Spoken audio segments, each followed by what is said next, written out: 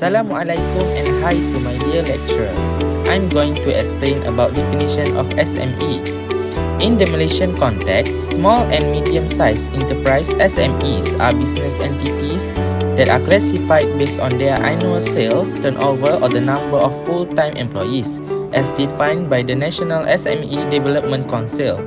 SMEs are categorized into three main economic sectors, which is manufacturing, service including construction, mining and quarrying, and agriculture. The classification aims to recognize and support businesses that contribute significantly to the national economy, especially in terms of employment, innovation, and regional development. In the manufacturing sector, an enterprise is considered as micro if it has annual sales turnover of less than 300,000 or fewer than 5 full-time employees. Small if it has annual sales turnover between 300,000 and less than 15 million or employs between 5 and fewer than 75 workers. Medium if it has annual sales turnover between 15 million and 50 million or employs between 75 and not more than 200 employees. In the service and other sectors, an enterprise is defined as micro if it records annual sales turnover of less than 300,000 or employs fewer than 5 full-time workers. Small if it earns between 300,000 and less than 3 million annually or employs between 5 and fewer than 30 employees. Medium if it generates annual sales turnover between 3 million and 20 million or has between 30 and not more than 75 employees. An enterprise qualifies as an SME if it meets either one of the two criteria, which is annual sales turnover or number of employees. However, businesses that are subsidiaries of multinational corporations, government-linked companies, public-listed companies, or foreign firms are excluded from this definition, even if they fall within the sales or employees thresholds. SMEs in Malaysia play a vital role in the country's economic growth. They make up over 97% of the total business establishment and contribute significantly to Malaysian GDP, employment, and export activities. The government, through agencies like SME Corporation Malaysia, provide extensive support to SMEs in areas such as financing, training, innovation, and market access to ensure their competitiveness and sustainability. Here is the article from the Star 30 Years Online. SMEs in rural areas still face challenges with adopting tech. The key issues presented in the article: lack of digital literacy and awareness. Many small enterprises do not fully understand the digital economy's benefits or how to implement technology effectively. They often perceive digitalization as complex, costly, or irrelevant to their operations. This issue is important even with access to digital tools. SMEs lacking skills and strategic know-how are unable to maximize their potential. This knowledge gap poses a major barrier to successful transformation. And uneven digital adoption.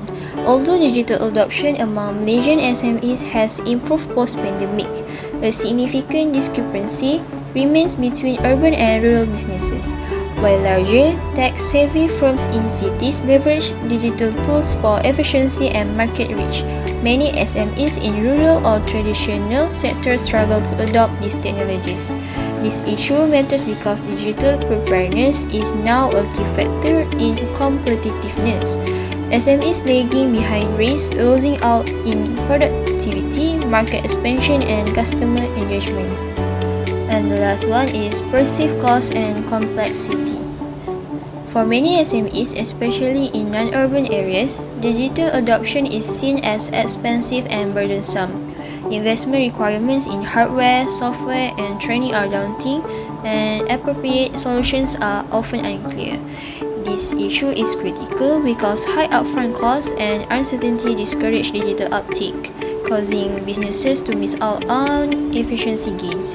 This is especially problematic for small enterprises operating on thin margins. Next, we are going to talk about the implications for SME development. First is productivity and efficiency gaps.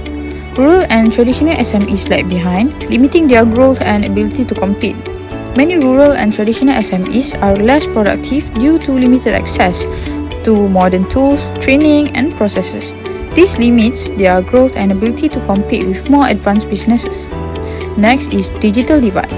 Persistent knowledge and resources mismatches slow digital transformation nationwide. There is a clear gap in digital adoption.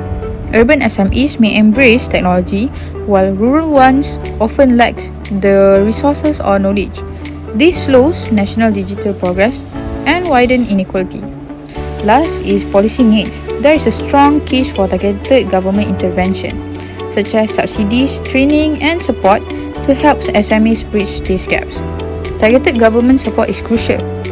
Subsidies, training, and advisory programs can help underdeveloped SMEs catch up, improve competitiveness, and ensure more inclusive economic development. Now, let's talk about the economic contributions of Malaysian SMEs to the national economy. First is employment. SMEs are a major source of employment, providing jobs for millions of Malaysians. They provide job opportunities for millions of Malaysians across various sectors, helping to reduce unemployment and support household incomes, especially in local communities. Next is economic growth. SMEs play a crucial role in driving economic growth, particularly through innovation and by expanding into new business models. Their adaptability helps expand Malaysia's economy in both traditional and emerging industries. Third is innovations. SMEs are a source of technological and product innovations. They often serve as testing grounds for new ideas, services, and production techniques, which can later be adopted on a larger scale by bigger companies or industries. Next is poverty reduction. SMEs provide employment opportunities in poor regions and rural areas, contributing to poverty reductions. Their presence in small towns and villages bring economic activity to places that might otherwise be neglected. Next is digitalization. This is a key focus for SMEs, enabling them to maintain a competitive edge and adapt to the changing economic landscape, such as Industrial Revolution 4.0. SMEs can improve productivity and expand their market reach. Last is government support. The Malaysian government recognizes the importance of SMEs and provide various forms of support, including grants and tax incentives, to encourage their growth and development. Now, I want to share what are initiative government to the SME company. There are 3 ways initiative government to the SME company, which is financial assistance, grant, and other support program. First, financial assistance, pembiayaan mikro. Skim pembiayaan mikro is a microfinance scheme that enables fast, easy and convenient access to business financing of up to RM50,000 without collateral from participating financial institution. Cakna scheme.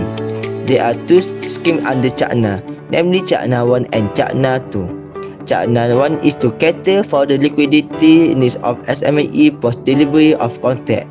Cakna 2 is to cater for the financing needs of small contractor for implement the contract. Second, grant. Micro Business Grant (GPM). This grant implemented by SME Corp provide financial assistance up to 70% of eligible expenses, maximum RM200,000. This program supports various capacity building initiative and improvement activity that help micro enterprise enhance productivity and accelerate growth. Matching grant. The Business Accelerator Program (BAP 2025) provide financial amount up to RM200,000, profit rate up to 3.5% per annum, and eligible company may receive a grant up to 40%. Last but not least, other support program. Digital transformation support.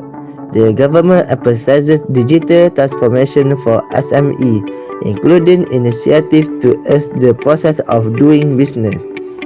Business advisory service. MSME Hub offer business advisory service to help SME with various aspects of their operation. Then, we move to 3 key factors that led to the rejection of the application. As a member of the credit approval team at a commercial bank in Malaysia, the loan application submitted by a small enterprise was rejected after a thorough risk assessment process. This decision was based on 3 key factors that did not meet our bank's minimum credit standard. These factors are closely linked to widely accepted risk assessment criteria used in SME financing. First, weak financial performance and poor cash flow management. One of the primary reasons for rejection was the enterprise's weak financial position, as evidenced by declining revenue and profitability over the past 2 years. Additionally, the cash flow of rejections submitted were overly optimistic and not supported by historical trends. In SME loans evaluations, the ability to repay is a crucial factor. Financial ratios such as the debt service coverage ratio and current ratio were below the acceptable thresholds, indicating that the business might struggle to meet its loan obligations. Poor liquidity and inconsistent cash inflows increase the risk of default, especially during economic downturns. Next, insufficient collateral or security. The applicant was unable to provide adequate collateral to secure the requested loan. The assets offered were either overvalued or not easily created, such as old machinery or leased property. In Malaysian banking practice, collateral serves as a secondary source of repayment, helping to mitigate credit risk. The lack of sufficient and acceptable security made it difficult for the bank to justify the credit exposure, especially in the event of default.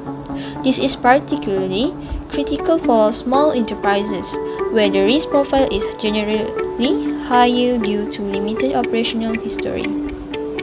And the last is poor credit history and low credit score.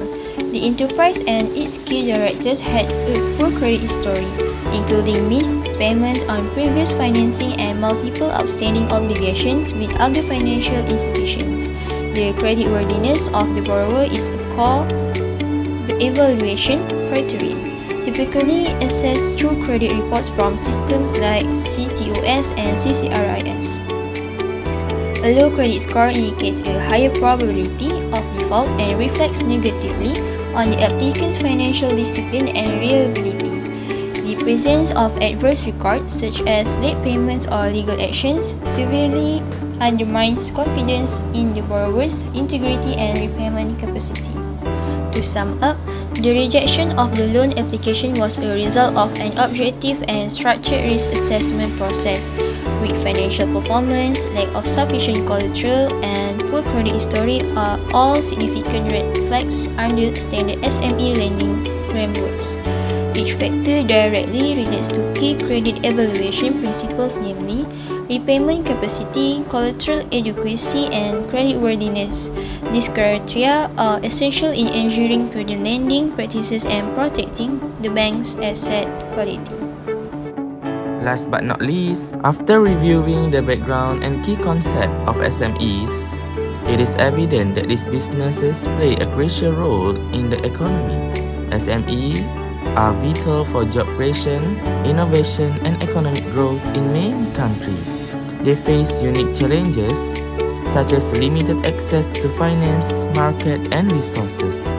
Understanding the key concept of SMEs, including their definition, classification based on size and sector, and their contribution to the economy, provide valuable insight for policymakers, researchers, and entrepreneurs.